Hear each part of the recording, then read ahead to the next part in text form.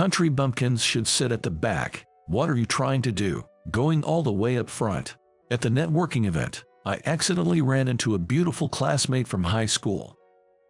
I've always been ridiculed by her every time we met. However, I don't think being from the countryside is a bad thing. I believe there are things that can only be done because it's the countryside. So, there's no reason for me to be looked down upon like this. Cut it out already. It's you who should cut it out. There's no seat for a poor person here. It was then I was about to reveal a certain truth to her. Long time no see, Tom. You're the executive director. Please take a seat at the head of the table. Saying so, a beautiful secretary hurried over. To the bewildered former classmate, she explained that it was my networking event. And it was this incident that would lead to the downfall of the former classmate. I am Tom, a 47-year-old bachelor. Currently, I work at a branch office located in the countryside. The town where the branch is located is far away from downtown New York. Nearby, there's a vast plateau that shows the beauty of the four seasons, and since it's at a slightly higher altitude, the air is fresh. However, even though there's a bus service, it takes about an hour to get to the nearest train station, which is a bit inconvenient. But I have my own car, and traffic jams only happen during the tourist season, so I don't feel too inconvenienced. Good morning. Good morning, Tom. Did something good happen? Actually, I spotted a rainbow earlier. It made me feel quite happy. The colleagues at the branch are all nice people. They are kind and considerate, and we often hang out together on weekends. Sometimes, colleagues' children come over, and we all play together, regardless of age. In that way, I quite like working at the branch. Wow, look, a poor country person is here. Really, the countryside smell is just unbearable. However, a woman named Emily, who was a former classmate that joined a company the same year as me, always ridiculed me for working in the countryside. Tom, you might have had good grades, but you're just not cool, you know. Since high school, Emily has always looked down on me. She's the annoying type who always calls things lame. Everyone kept their distance from her, and frankly, she was disliked among our classmates. That's why I was never harassed or ostracized by her. Emily really bugs you a lot. Yes, really. It's good everyone's on my side. Well, that's because you have a good personality. Still, I was tired of her constant pestering. So, when we went our separate ways for college, I was genuinely relieved. But I was slightly despaired when I found out we were working for the same company. Tom, you're still in the countryside, right? A perpetual country bumpkin with no prospects for advancement. Emily, being based at the headquarters, naturally had no interaction with me, stationed at the branch. Yet, at the annual employee training, she would mock me for still being posted in the countryside. I'm a talented elite, always working at the headquarters. Just the other day, I personally went on a deal and secured a major contract. Yeah, that's great. Furthermore, Emily would boast about her own abilities. I would just sigh and brush it off nonchalantly. Indeed, she was competent at her job, and her grades in high school were not bad either. I've heard she even went to a prestigious university, though I don't know the details. However, it seems no one wants to be around her because of her personality. At the training, people would talk to me, but no one would approach her. I don't really care whether it's a branch office or the headquarters. After all, working at a branch has its own rewarding aspects. I was fed up with Emily, who still ridicules me and brags about herself. Hey, Tom. Hey, Michael. Emily, I'm borrowing Tom for a bit. Michael, another colleague and friend from the same period, pulled me away from Emily. He has made a career at the headquarters and is now apparently the director of human resources. Unlike Emily, Michael doesn't make distinctions like because it's the headquarters or because it's a branch office. The branch office you're at now is near the Highlands, right? I've been thinking about going cycling there with my family. That sounds good. The daffodils are blooming around this time. Really? Maybe I'll go this weekend then. Let me know some recommended spots again. He has a strong interest in the countryside because his whole family enjoys outdoor activities, and he always wants to hear about it from me. Every time he visits, he brings lots of souvenirs too. By the way, Tom, don't you have someone special yet? I'm not really interested in that sort of thing. Come on, having a family is a great thing. I just gave a wry smile in response. My colleagues at the branch say the same, but I'm not really into romance. Since joining as a new graduate, I've experienced several transfers. But all of them, like my current branch, were in nature-rich areas far from the urban centers. There were places with clear streams, small forests and mountains, and even near the sea. Nothing really. As someone raised in New York, I initially missed the city. I found it boring not having places to hang out after work, and thought the only good thing was the clean air. Wow, fireflies. You can't see this kind of scene in the city. However, after a few years, I completely adapted to country life. When I was stationed near a clear stream, I would go fishing before work. A colleague's wife would cut the fish I caught, and I'd savor it at lunch. There was also a camping site nearby, so we had barbecues with the local people. After work, I'd stop by a hot spring in the mountains, or set up a telescope on my home balcony for stargazing. With no obstructions, I could clearly see meteor showers and fireworks. Sometimes Michael's family would join, and those times were particularly lively and offered a different kind of fun. You can't have these experiences in the city. I was enjoying a salaryman's life to the fullest, doing things you can't do in the heart of the city. Of course, I worked hard at my job too. Even though we're close outside of work, everyone is serious at work. But the atmosphere is never bad. It's a workplace where I can be myself. It's thanks to you, Tom. I haven't done anything special. Though they often say things like that, I haven't done anything extraordinary. I just communicate well and maintain a friendly atmosphere.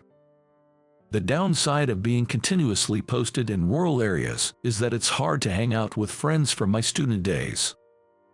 I can hang out if someone proactive like Michael comes over, but honestly, there aren't many like him. When I invite them, they say, "There's nothing to do in the countryside, right?" I'm busy myself, and having grown accustomed to the rural air, I find New York's air hard to breathe. Besides, it feels somewhat awkward to visit places where others have families, all by myself. Tom is such a good guy. It wouldn't be strange if he had someone. Well, I just haven't been lucky with relationships. Also, there are few women in the department I belong to. Moreover, most of them were either married or had been in a relationship since their student days, so everyone already had a partner. In an environment where I was dedicated to my work, couldn't hang out with friends, and had few women in my department. As a result, I found myself still single and without a partner even in my 40s. Someone had a baby. It's not that I'm in a rush to get married. I'm surrounded by nature and my days are fulfilling. But when I receive New Year's cards from families, especially those with photos of their children, I sometimes wish I had a family too. Interacting with Michael's family and my colleagues' children, I can't help but find kids adorable. Well, it can't be helped. Thinking about it won't change the situation, so I had somewhat resigned myself to my circumstances. Moved to the headquarters. One day, I received a transfer order to the headquarters. I couldn't believe it, and when I double-checked with Michael, he just laughed and said it was no mistake. Honestly, I thought I would end my work life rotating from countryside branches, so I was genuinely surprised. Anyway, I need to prepare. At the branch, everyone dressed casually, so I rarely needed to wear a suit. But at the headquarters, I would need good suits. I'd have to sell my car and then find a place to live that's reasonably convenient for commuting. There's a lot to do. I hurried to make all the necessary arrangements. Goodbye to country living. I'm going to miss it a bit. Before I knew it, time flew by, and it was my last day at the branch. Tom, it's goodbye for today. Take care of yourself out there. You're always welcome to come and visit. Thank you all for everything. On my last day at the branch, I was surrounded by everyone. They all cared for me and had kind words to share. Let's celebrate Tom's transfer to the headquarters by going out for drinks. So, a farewell party was arranged for me on my last day. It'll be lonely without Tom here. Oh, let me know once you have an address. I'll send you some delicious Highland vegetables. Really. Thank you so much. Congratulations. When it's festival time in town, come back. We'll pull you right into the thick of it. Thank you. Please, go easy on me. Being celebrated by everyone, I felt truly loved. Then, I moved to the apartment I had rented in the city. Tom, I came to visit. Michael, you're quick. As I was unpacking, Michael came to visit right away. He helped me with the unpacking and then took me out for drinks. Finally made it to New York. Tom. Honestly, I thought I'd end up in the countryside. He would never have allowed that. Anyway, I have something I want to discuss with you. Welcomed by Michael, I found myself giving advice. Or rather, it felt more like I was listening to his complaints. The content of what I heard left me astonished. The next day, I commuted to the headquarters by train for the first time in 20 years. Unlike the empty trains in the countryside, it was hard enough just to stand in the packed train, let alone find a seat. It's frightening how one can get used to things, considering this was normal for me 20 years ago. Yet, I find this feeling nostalgic. And I'm also happy to have made it back here like this. I'm Tom. I look forward to working with you. For the first month, I was scheduled to rotate through various departments within the headquarters. In each department, I would spend a few days to delve into detailed discussions. Tom, it's been so long. Long time no see. I'm looking forward to working with you. How's the sales department? Well, no major issues, but there's this one person. I had nostalgic chats with colleagues from my same periods in each department and learned about the atmosphere within each team. Oh, so you're Tom. I look forward to working with you. Yes, likewise. Then, I might rely on you for this. Yes. By the way, I overheard something. I went around various departments like HR, accounting, public relations, sales, and customer support, listening to the current situations from the department heads. Unlike the branch offices, there were many people working here. Even within the same department, remembering everyone's faces and names seemed challenging. Still, I managed to get hands-on experience with each department's operations. I need to remember all this well for the future. And then, a welcome party at the headquarters was arranged for the weekend to commemorate my transfer. Such a nice hotel, it feels a bit embarrassing. The welcome party was held in a nice hotel banquet hall. I arrived at the hotel wearing a new, reasonably expensive suit I had bought specifically for this occasion. Oh no! Oh, look! It's the eternal country bumpkin. However, in the elevator hall, I unexpectedly ran into Emily, a beautiful former classmate. She looked at me and smirked unpleasantly. What's a country bumpkin doing here? Emily was the first among our colleagues to work at the headquarters, an elite from the start. She continued working mainly at the headquarters and has now been promoted to a section chief. Well, it seems Michael was promoted faster than her.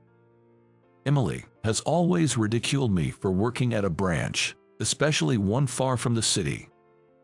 I've finally made it to the headquarters too. She was the last person I wanted to see, to be honest. I tried to brush her off with a forced smile and move on quickly. Finally, it really feels too late. Now the headquarters will smell like the countryside. But Emily didn't care that we were in the hotel's elevator hall and started throwing aggressive comments at me.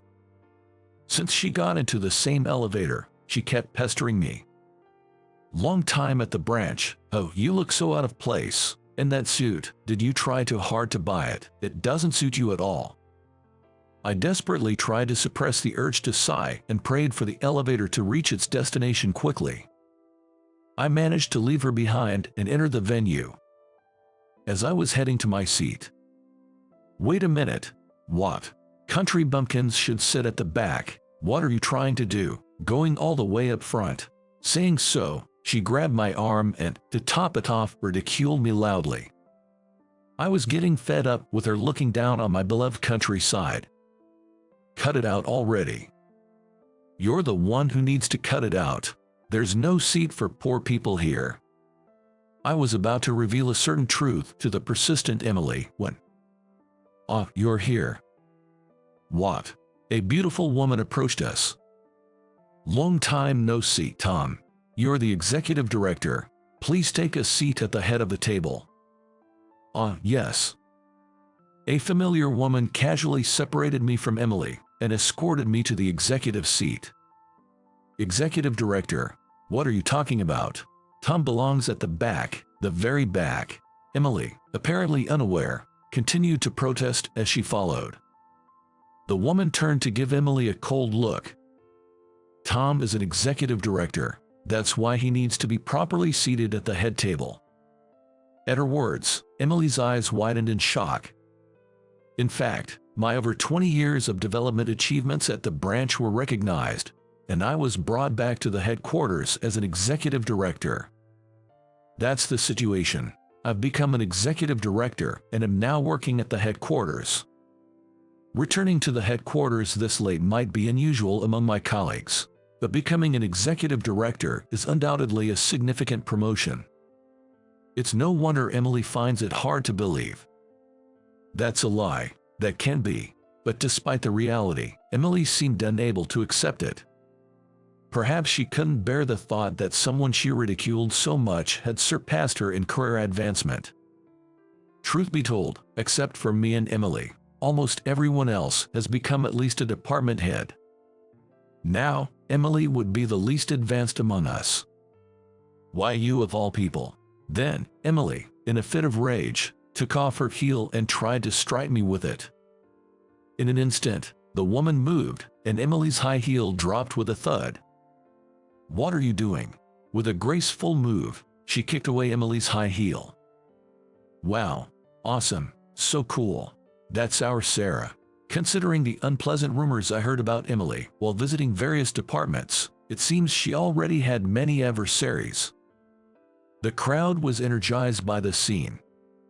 And then, looking at this impressive woman, I finally remembered who she was. Right, she's Sarah. Emily, that's going too far. Let go of me. Sarah rubbed her hands and twisted Emily's arms behind her back. Then, to no avail, Emily was handed over to a security guard. Ladies and gentlemen, thank you for waiting. We will now begin the welcome party. Just as Emily was escorted out, the welcome party was about to start. Sarah, serving as the host, led the party to a lively start. Nice to meet you all. I've been transferred here as the executive director. I look forward to working with everyone. During the party, I also gave a speech as the new executive director. Although I have been devoted to research until now, I want to contribute to the growth of our company alongside everyone here at the headquarters. I've worked at a branch for 20 years and am very satisfied with that experience, for which I am grateful to my colleagues there. So, regardless of whether it's a branch or the headquarters, I hope we can all cooperate. I gave the speech nervously. As everyone applauded, I felt a bit embarrassed. The rest of the evening was enjoyable, surrounded by colleagues. Meanwhile, Emily, who had been removed from the party, was later called by Michael after the event ended. As the executive director, I was also present at the meeting. You know why you've been called here? Yes. Emily was visibly disheartened. She kept glancing at Michael. He witnessed her actions at the party as the Director of Human Resources. You will be transferred to a branch starting next month. That can be. And so, Emily was ordered to transfer to the branch where I used to work. Although she might understand, unlike my transfer, which was due to recognition of my work, this was a demotion for her. I've always worked at the headquarters, and if it's just about the work, indeed, you might be excellent when it comes to work alone. However, that's solely possible because of your subordinates' achievements. Michael revealed this, showing results from interviews with her subordinates. Emily was taking credit for her subordinates' work achievements and using them to advance her own career.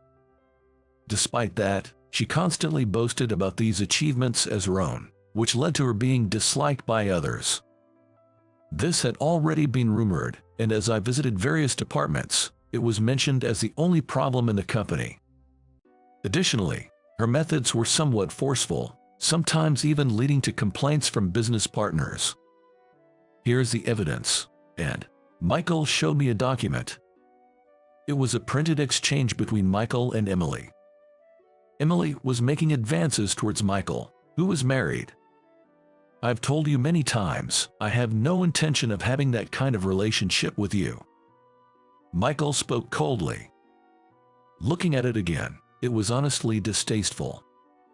Michael had confided in me about this matter when he first came here. Emily's been hitting on me, asking me to have an affair with her. That's what I was told, and I listened to the story. Apparently, Emily and Michael attended the same university. Emily had been infatuated with Michael since then, but he was already engaged to his current wife at the time. Despite not giving up and joining the same company, they were in different departments, and Michael initially worked at a branch office. Since Michael and I started at the same branch, we became close. Emily was jealous that she couldn't get close to Michael. That's why she started pestering me.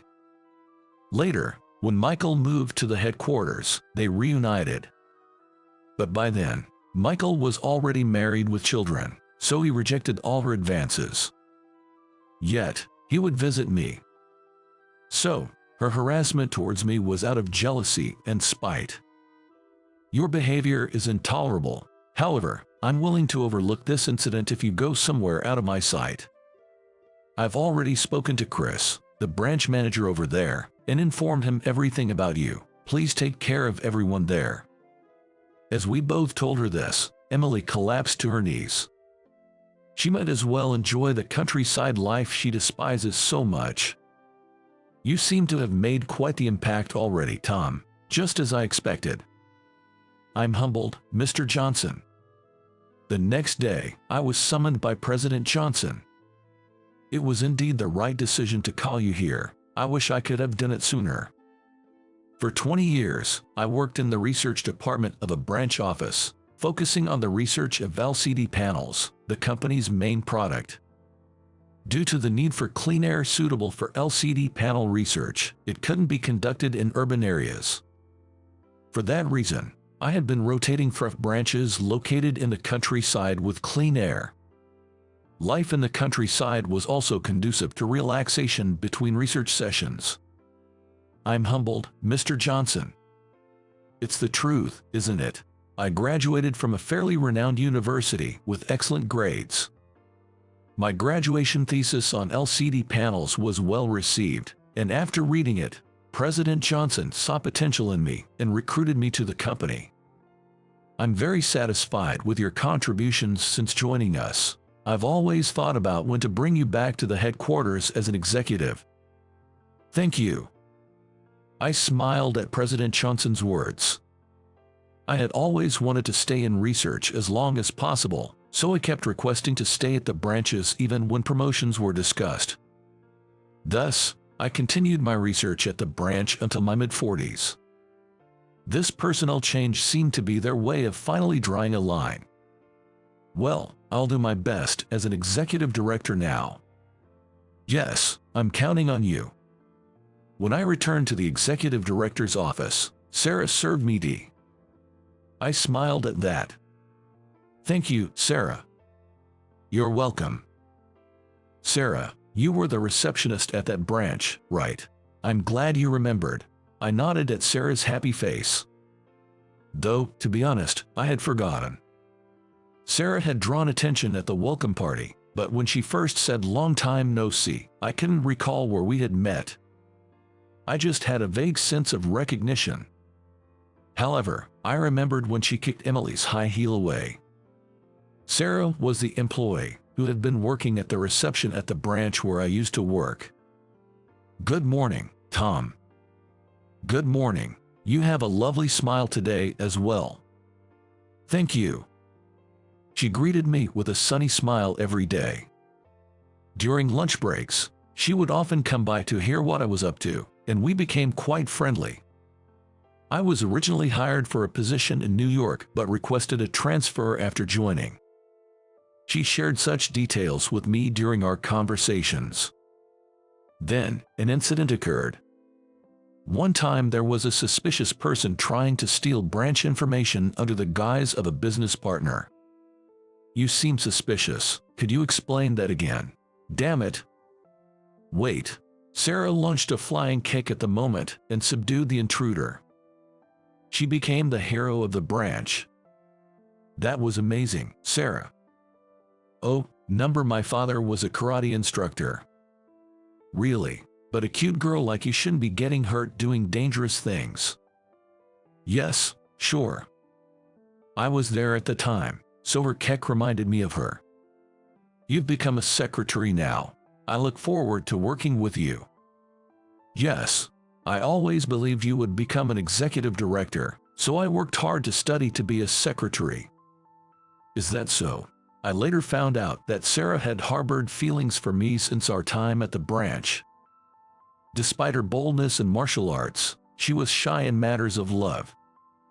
Unable to express her feelings while at the branch, she aimed to become a secretary to eventually work with me, whom she believed would be promoted. With the departmental inspections complete, I officially began my duties as an executive director. My responsibilities mainly involved overseeing research and development and production departments. I was excited to apply my knowledge on a larger scale and enjoy working in a more significant field. Additionally, readjusting to life in New York after a long time was pleasant. This city was lively even at night, with various specialty stores and entertainment options. However, I was unfamiliar with places to eat lunch.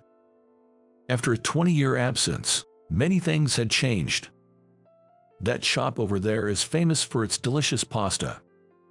Really? Let's give it a try. Yes. Sarah, now my secretary, recommended places and accompanied me.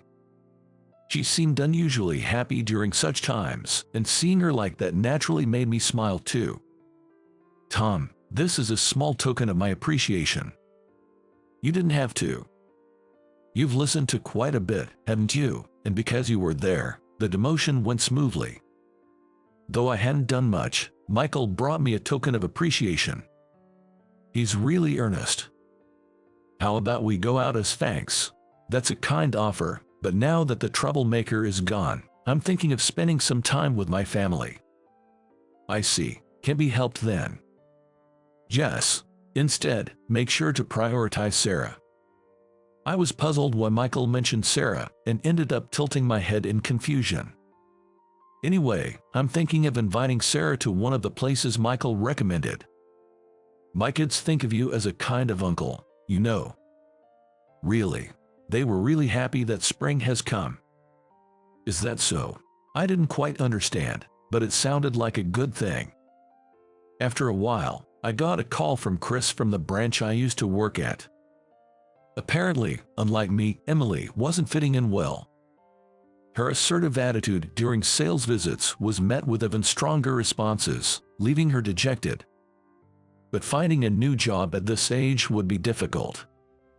So she's working without changing jobs, almost in tears every day. When we told everyone about your achievements, they felt remorseful for disrespecting you, Chris informed me lastly. It's good she's reflecting. I hope she can correct her course and lead a decent life. There's still some prejudice against royal branches, unfortunately. But every department in a company plays a crucial role. So, where you work doesn't determine your worth. It's a shame Emily, who was originally capable of work, forgot that by clinging to her headquarters position. Now, as an executive, I'm determined to ensure no such hierarchical view forms within the company. Recently, Sarah invited me. Would you like to join me for a dinner inspection at an important client's place tonight? I'm not yet used to such occasions and thought of leaving it to her. But I always rely on her, and the place was recommended by Michael. Maybe I should go. Dad, are you okay? Do you have a fever? No, I'm fine. Sarah blushed for some reason at my response. I wonder what that was about. I pondered absent-mindedly. After some more time passed and I became accustomed to my work as executive director, I found myself a bit more laid back. A festival was scheduled to take place in the town of the branch office where I had previously worked. I invited Sarah to the festival and took the opportunity to visit the branch. Long time no see. Is that girl your girlfriend? My former colleagues were all well, and Emily was shrinking in a corner. In the midst of this, everyone teased me about bringing a girlfriend. No, she's my secretary. Oh dear, Tom might be oblivious, but good luck. Okay. As Sarah blushed again, we thoroughly enjoyed the festival. While watching the fireworks side by side, Sarah said, Tom. I've always had feelings for you, Tom. Hearing her feelings, we embarked on a happy journey together,